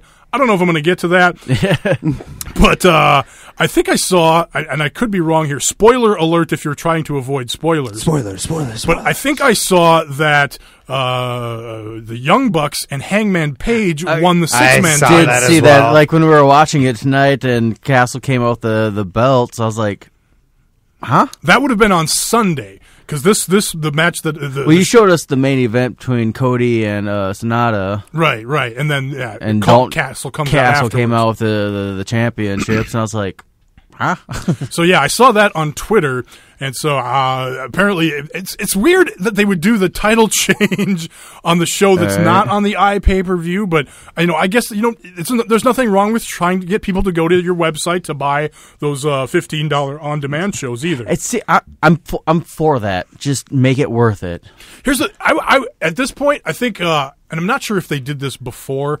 But I know I'll have to look into it. But they had the ringside member thing for Ring of Honor fans, and you could pay a monthly fee, just like you can for Rev Pro, for WWE, for New Japan, where you could see all the house shows and stuff for free. And I don't know if the pay-per-views were included in that or not. But I think if Ring of Honor did something like that, I think it would be a good idea. I think they could charge $8 or $9 a month, and I think they're still building the brand. They're like New Japan. I mean, they're obviously a little bit bigger in the States now, but they've just gotten bigger and bigger. The crowds are getting bigger. Once they establish that they're going to have that regular fan base, they can do something like that. Well, I feel like, maybe it's just me because I've paid more attention to it more recently, and I've got these multiple subscriptions now with New Japan and Rev Pro and thinking about Progress and all these other things. But nevertheless, I think Ring of Honor might have something there. But then again, I think, too, if the pay-per-view thing charging, $35-$40, if that's getting them good revenue too, don't give up on that either. Yeah. But if they teamed up with what's the big one with Progress and the Kaiju and Flow Slam. Like, Progress has their own. Okay, but Evolve is the big one on Flow Slam. If they could pick up like a big name like Ring of Honor, well, I think Flow Slam wanted to get something like they definitely wanted Ring of Honor. There's New Japan. definitely shit on there. Like I would be like, yeah, here's my money for, but it's just like. Sorry, man, between Netflix and WWE and New Japan, it's so fucking hard, and it's like I really do want to get these Ring of Honor pay-per-views. Like they're fucking tearing it up too right now. Yeah. It's just hard, but if they could pick up something like ask for more money too. Like I'm for more money, but make it worth my money. Yeah, and I'm not. That's the thing is, for these Ring of Honor pay-per-views, the price point is just right for me. I don't want to pay any more for them. I'll definitely pay less for them. As a matter of fact, I had credits on my Fight TV app. I actually got to watch this one for free. Yeah, there's so much shit on Fight TV too. That's just they're playing the AAA on there for free. Their big WrestleMania type pay-per-view, and there's endless amounts of wrestling programs on there as well. Breaking that seal, dog. But there's just endless amounts of wrestling on Fight, and I would subscribe to you guys if I can get a lot of these programs for free. And Twitch TV has been playing a lot of those Wrestle Circuses lately, and they also give them out for free live. But then you have to be a member for Twitch's Gold whatever program to replay. Fortunately, if you're an Amazon Prime subscriber person, you can get Twitch for free, their Prime membership for free, and replay those. So it's like, okay, there's a way around that, but I would easily give New Japan $20 a month if I could have Ring of Honor included with it. That's an interesting point. Yeah, if New Japan, Ring of Honor, and Rev Pro, for 20 or 20, even $20 for those three, I think would be worth it, because right now I pay 20. Pretty much 20. It'd be like 18 or 19, I think, because I do both Rev Pro and New Japan. But then you take in, a Ring of Honor pay-per-view every couple of months. Yeah, if you could get all three of those, and plus, they've already got the CMLL stuff on New Japan World. Of course, you can't watch it in the United States. But yeah, if there was like a higher price point to where I could watch those shows, I would love to watch CMLL. I know a lot of great shit comes out of it, and Ring of Honor, it's like the only thing I'm not seeing is the pay-per-views and house shows. Yeah, I would love to see them, but I'd rather see pay-per-views. I just wanted to clarify, because I think you said AAA was on Fight. AAA is going to be the one on Twitch on Saturday with Triple Mania, and then CMLL has a bunch of stuff. I think they do Friday nights in Arena Mexico, and I think that's free on Fight. I think. Don't quote me on that. Some events are free, but like even their bigger events, you can watch a bunch of CMLL. I'm sorry, I'm not going to give you $15 to see your CMLL WrestleMania. I'm not. I just will not. Like, I'm more likely to. Sorry. Not that I have, but I'm more likely to illegally download your event and then be like, oh, fucking this guy, I'm going to buy his shirt. I'm not going to do it. And looking at the network and how much I've fucking spent on their T-shirts, like, I mean, they do run crazy fucking sales. You got to wait for the right fucking days. Yeah. But seeing how much money I have given them since the network has come out, I don't want to see that bill. I really don't. and it's already been starting with New Japan, and it's been since January that I've been a regular subscriber to it, and I already opened a pocketbook for them too. All right, I agree. Let's talk a little bit about this Ring of Honor pay-per-view from Liverpool in the UK. I'm not going to break down the whole thing. We're running kind of long here, but that'll happen. It largely wasn't an eventful show. Like I said, there weren't no title changes or anything. Just some good matches. I thought it was notable. Jay Lethal had a match with Josh Bodum, who's a Rev Pro guy, the cruiserweight champion for Rev Pro. And all the shows I've seen him on in Rev Pro, he's this bitch ass heel. And here he comes out, he's shaking hands with Jay Lethal, following the code of honor, fucking showing him all kinds of respect after the match. So I don't know if I missed something. There was actually a Rev Pro show that I want to see from last week, actually, with Rey Mysterio versus Marty Scurll as the main event. So I haven't gotten to that yet. Why does no fucking Mysterio and Puma's tearing up in the UK too? It's like there's so much good wrestling right now. But I don't know if it's a change of character for Josh Bodum, or he just wanted to act respectful because it's a Ring of Honor, and maybe he's got a bunch of respect for Jay Lethal.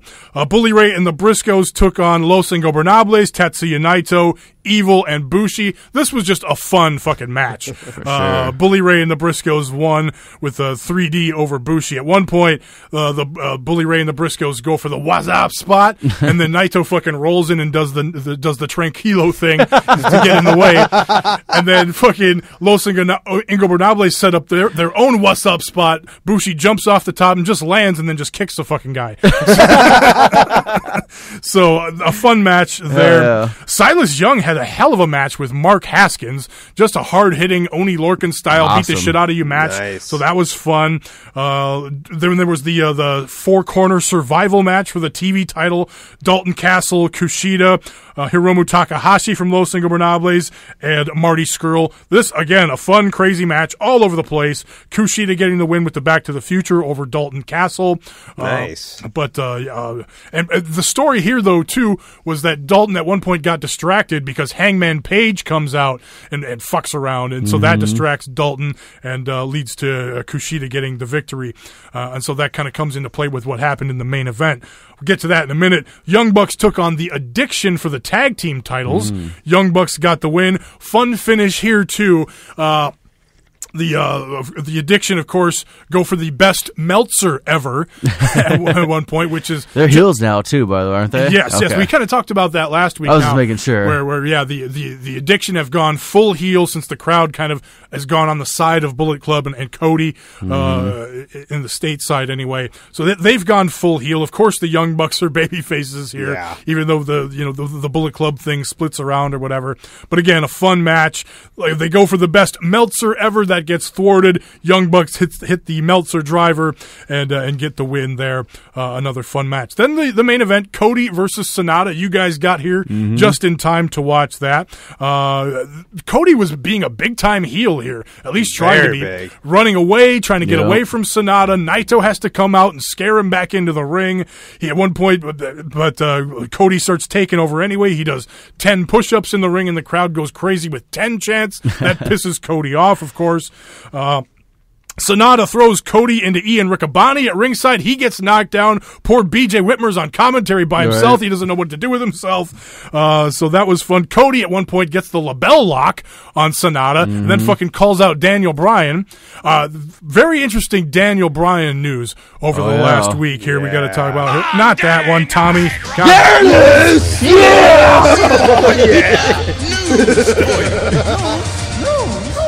So I've been waiting to talk about this. So Brie Bella did an interview and talked about how Daniel Bryan is determined to get back in the ring. There was misinformation about doctors and and he's working with doctors. He's done 40 treatments in a hyperbaric chamber. He wants to get back in the ring, and I fully support him. This is Brie saying this. As long as he's healthy and the doctors are saying she gave him permission.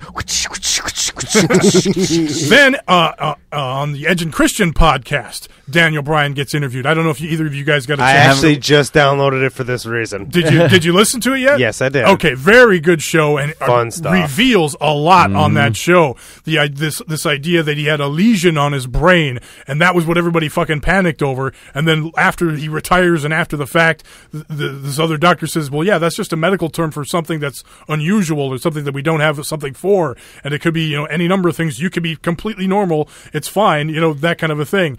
So with him doing the treatments and going to doctors, it's only a matter of time until he's out of that WWE contract and is doing stuff for Ring of Honor and New Japan and places all over the world. And he said on the podcast, it's the best time to be a wrestling fan and to be an indie wrestler right now.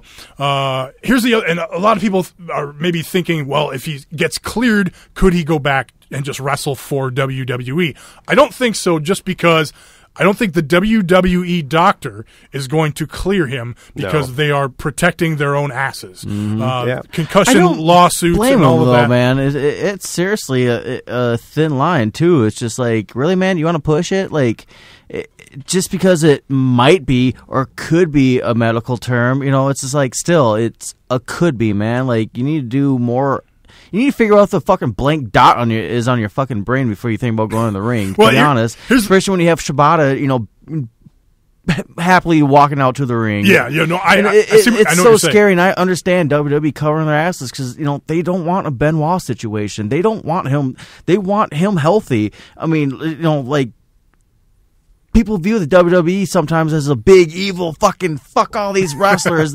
They're not. Look how many superstars they've helped outside of WWE. Superstars that haven't even touched WWE in 10 years, and they're fucking helping them with their drug problems, sending them to rehab, trying as much as they can to help them. Look how much fucking they helped Scott Hall.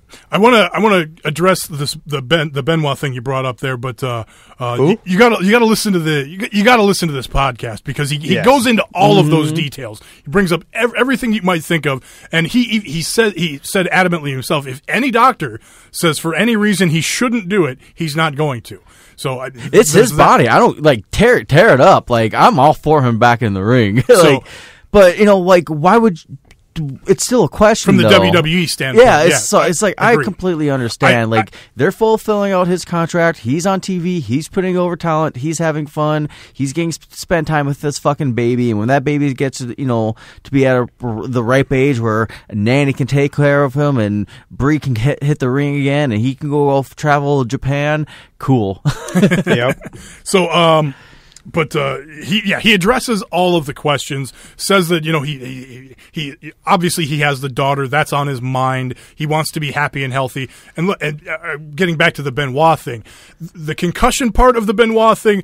Yes, and that's WWE covering their ass. But I'm hearing people that still compare this idea that somehow Daniel Bryan and Chris Benoit might be similar in some way when they are two completely different people. I mean, Daniel Bryan takes better care of himself than with Chris Benoit, it wasn't only concussions. It was chair shots to the head, which Daniel Bryan hasn't dealt with. Steroids. It was uppers. It was downers. It was alcohol problems. It was mental issues. Fucking list. But, go ask fucking Matt Hoffman, fucking suicide. He had brain problems, same as Benoit. It's just like the fucking list. Do you mean Dave Mirra? Was it Dave Mirra? Yeah. Well, there was the Hoffman's still alive. There was the enforcer for the Minnesota Wild who died years ago. They just released a study, and 90% of the fucking brains in the NFL are positive for the I can't think of the fucking thing. Not defending them, but it is only 100 brains. It's like 100, but when fucking 95 of them 99%. Yeah, it's that bad. And it's like, dude, like you don't know what's going to happen. It's like I'm not going to say you're going to fucking wake up and kill your family tomorrow, but that's what people think when you bring up the Benoit situation. Right, it's like, no, man. It's just like I got to bring in these other guys that are offing themselves because they have these brain problems. It is a common occurrence, and look at all these athletes that can't fucking tie their own shoes because they have fucking brain problems. It's like you got to think about it too, man. Like it's scary shit. Like I'm all for you go and ask every single one of these boxers, these football players, and would you do it again? Fuck yeah, they'll do it again. That's what they live for. They knew the risk. Well, they didn't know the risk, but they're accepting the risk. They're, they live their life. That's the life they want to live. And, if Daniel Bryan wants to get in that fucking ring, he should be able to get in that fucking ring. And he's very fucking... It's not like Daniel Bryan's an idiot. He's a really smart fucking guy. Yep. So he's willing to take the risk. And there's... I mean, you could go out there and do a 10-second squash match. There's risk of getting fucking paralyzed. Anytime you step through the ropes. I'm all for him coming back is all I'm saying. And, doing one last run, but I don't want him to see him as Ric Flair in his old fucking age, and adapting your body to take a bump because he is one of those guys that I feel like he doesn't know when to say no. Well, and he even addressed his fighting style on there, too, and how he needs to change the way he wrestles. So, I mean, like I said, I can't recommend that podcast enough. Since I'm on the subject, also the podcast right before that with Drew McIntyre on the Edge and Christian one, also very, if you're a student of the game, you're just going to learn so much and just see so much inside of what goes on in the business just listening to those two interviews. Oh, yeah. So two very good interviews. Just listening to them, I like that they try to start off with, either stories from their past or stories they've heard. Yeah. And the one on the Daniel Bryan that I like is Edge describing taking the bump of being chokeslammed to hell through the ring. Yeah, that was good. And just the fact that Michael Hayes gave it a shot and basically almost killed himself trying to do it. Yeah, that was a fun definitely story. Listen. Even if you listen to the intro of that, that's just fun to listen to. Christian freaks me out on that podcast though. I don't. Yeah, because I'm just so used to him on WWE TV. And my peeps, give me one more time. Then you hear him on the podcast, and he's talking like this. Yeah, and, it really kind of creeps you out with I that pedophile voice. talk really low and then I talk really quiet. I can't really hear, and then you have to turn up your volume really loud, and then everybody else comes on and talks really fucking loud. So back in 1999 when we were touring, and we had this idea that we should get the same tattoos, Adam. It's kind of a Harrison Ford almost. Absolutely right. Back to the Ring of Honor pay-per-view. Cody Rhodes does beat Sonata. He reverses the skull end into the crossroads. A fun match. Neat. After the match, neat. Dalton Castle comes out, challenges Cody. So that's going to be something coming up at some point. Dalton Castle versus Cody Rhodes for the title. So that'll be possibly at the next month's Ring of Honor pay-per-view. That's September 22nd. Death Before Dishonor. Yeah. Not only Ring of Honor TV champion Kushida going to be there, but released this week, fucking Minoru Suzuki, the never openweight champion, is going to be in Las Vegas. Not only for the pay-per-view, but the TV tapings the following following day. Awesome. So that'll be really cool. He hasn't wrestled in the United States for like 25 years. Wow. So, Really? Yeah. Well, because he's in the 90s, he was doing the Pancrase stuff, so he couldn't get Which, in. by the way, I watched him against Bazarun. It was wonderful. Nice. But yeah, I think it's going to be awesome seeing him in Ring of Honor. Fuck yeah. All right, finally on the show, let's talk a little bit of New Japan, then we're going to get the hell out of here. Change the subject. I normally would skip it, but because it's been a long show. What are we at? But we're creeping on $1.45. We good. That's not bad. I just some more beer. It sounds good to me. Since I teased it, we talked about it last week. I just got to give my top 10 matches from the G1 Climax. Not in any particular order. I'm going to try to type this list up and put it on bestprowrestlingpodcast.com so you can go and look it up later with obviously the dates and everything so that you can go and look them up. These are all probably 4 stars or higher in my opinion. So number 1, and these aren't in any particular order either, but I just wrote them down in the order that I saw when I went through my notes or whatever. So number 1, I got the final from August 13th, Naito versus Omega. Of course, Naito winning the whole thing. Maybe I should keep it spoiler free on here, just in case, because I know some Access soon. Right, Sling TV starting on Friday on Access TV. They're going to start showing matches from the G1 Climax. You won't be able to watch the entire tournament, but I'm sure they're going to show the best of the best, and probably a lot of these will be on there. So, and if you got New Japan World and you're just too overwhelmed by it, you don't know what to look for, here's a list for you. So again, the final, Naito versus Omega, of course. The B block final, Okada versus Omega. The third matchup between those two, of course, the Wrestle Kingdom match. The 60-minute draw from Dominion. The third meetup of this year in the final B block for the Okada and Omega to go to the finals. Great match, of course. Again, another from the A block final from the 13th of August, Tetsuya Naito versus Tanahashi. Again, the third match between those two this year. Very good match there. Going back to a show on August 8th, Kazuchika Okada versus Minoru Suzuki. Very good match. That one's definitely going to be on Access, I'm sure, but very good match there. From the 5th of August, a lot of B-Block shows on here and a lot of common denominators here too. Evil versus Okada. Very good match. Evil having a standout tournament. Okada been having great matches the entire year. From the 2nd of August, again the B block, again Evil, this time versus Omega. A very good match. From the 27th of July now, again the B block, Michael Elgin versus Omega. The story between those two over the last year. Their ladder match for the Intercontinental title, their battle for the U.S. title in Long Beach. A lot of good matches back and forth there. From the 1st of August in the A block, Tomohiro Ishii versus Yuji Nagata. Yes. Yuji Nagata's final tournament. Very good matches from him. Doesn't have a lot of wins in the tournament, but boy, his matches were so good. There were moments in the matches where it's like, God, if he could just hit one more fucking move, he could get the win. That's actually one I have down on my list. Just pick a Nagata match and enjoy. It's just.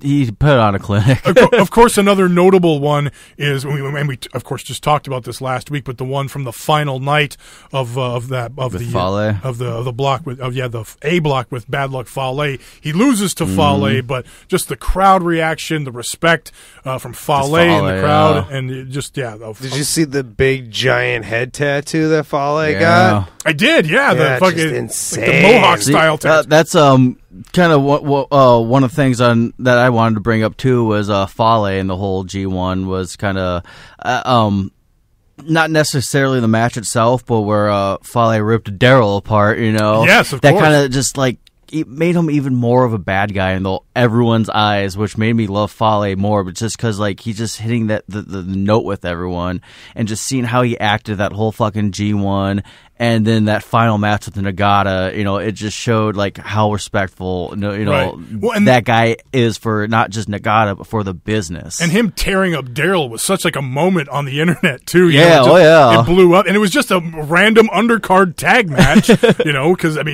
Takahashi wasn't in the tournament; he's a junior. So, but yeah, just the tearing up of Daryl, the repair of Daryl. Now Daryl's back in the fucking. I didn't mention this, but in that Meltzer driver.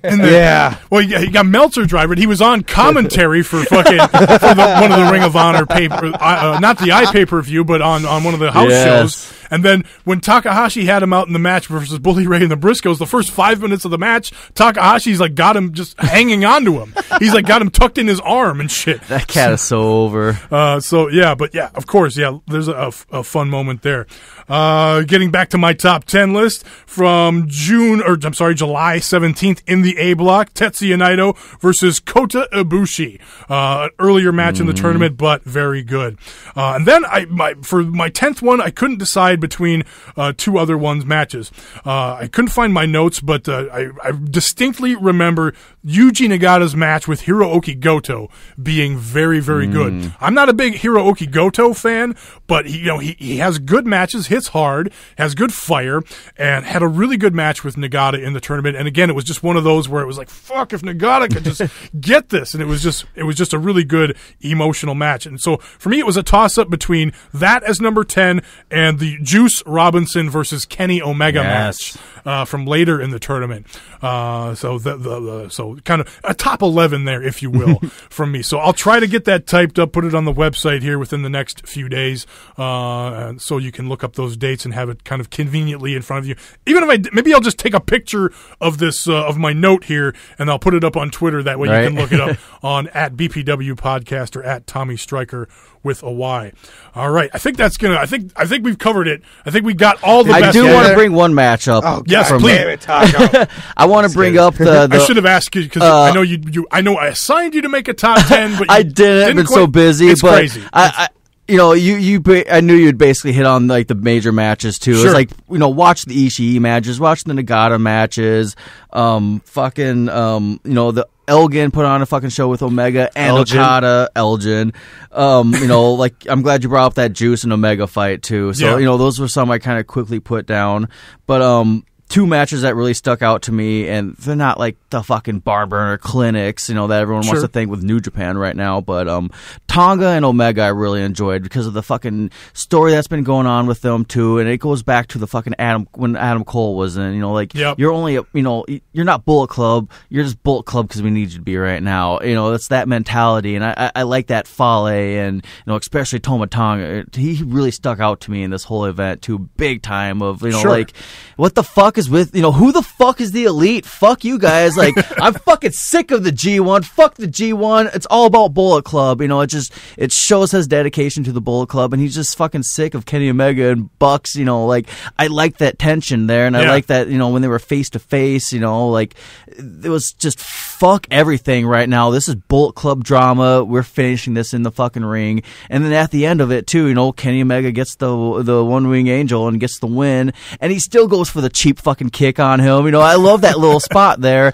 But then, all said and done, they're throwing up the two sweets and they're all cool with each other. Yep. And then, but still the tension there. The tension is still there. Telling the story between heels and baby faces in the same faction. Wasn't Tama Tonga the one who basically Suzuki usually comes out with somebody with a flag, and Tama Tonga came out and attacked him before? I'm just like, yes. Well, he even attacked Okada and took his fucking coat and everything. Like, Tonga tore the G1 up to me, man. Like, he gained so much fucking. Yeah, it wasn't a high point score, but I mean, again, left him impression. Just the shit he was doing in there, it's like it solidified yourself in the Bullet Club, and like, he takes that fucking serious.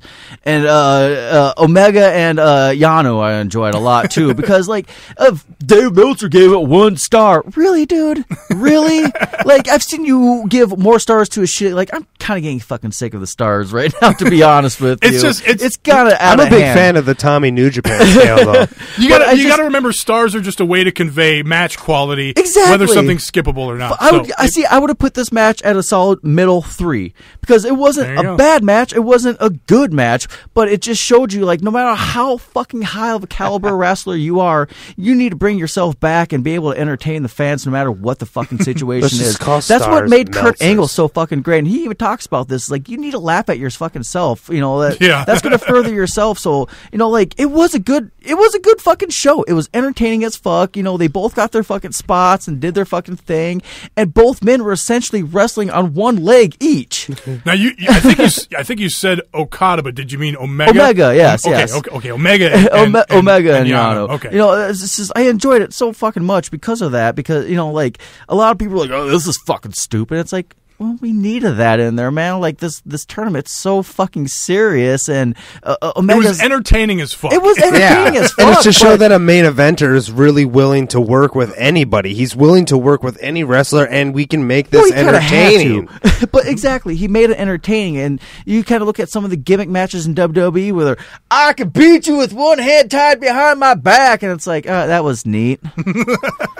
But yeah, these two fucking guys are, their legs are fucking taped up, and they're fucking having a sack race across the ring to deliver a clothesline and shit. Like, it was subtle brilliance to me on both of their ends. That is like, watch that shit. All right. Okay. Any other matches I'm from good. the G1? All right.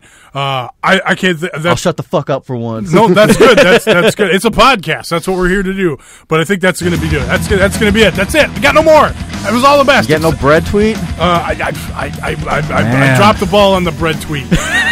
we could do an edit real quick. Nah, we're good. We ending this bitch. Joe's trying to pull one up. It was a long show. I saw one. Joe had to take a bathroom break. So, like I said, go to the website bestprowrestlingpodcast.com.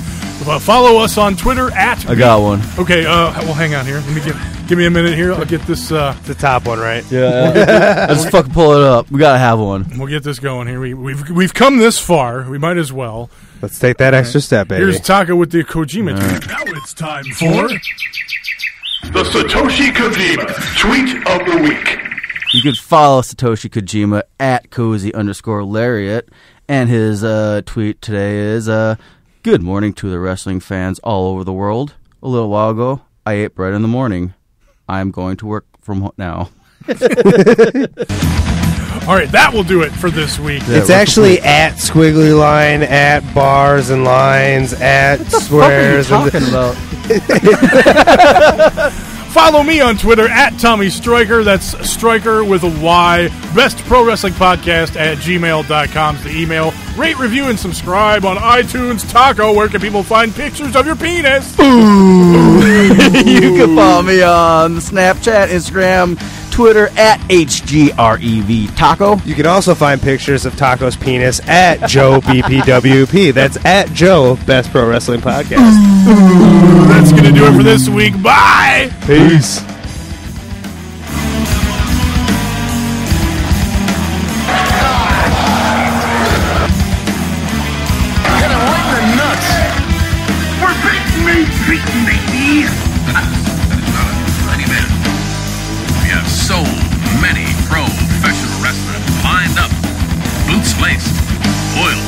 Ready to rock. I'm not like most men. My botch. Shut up!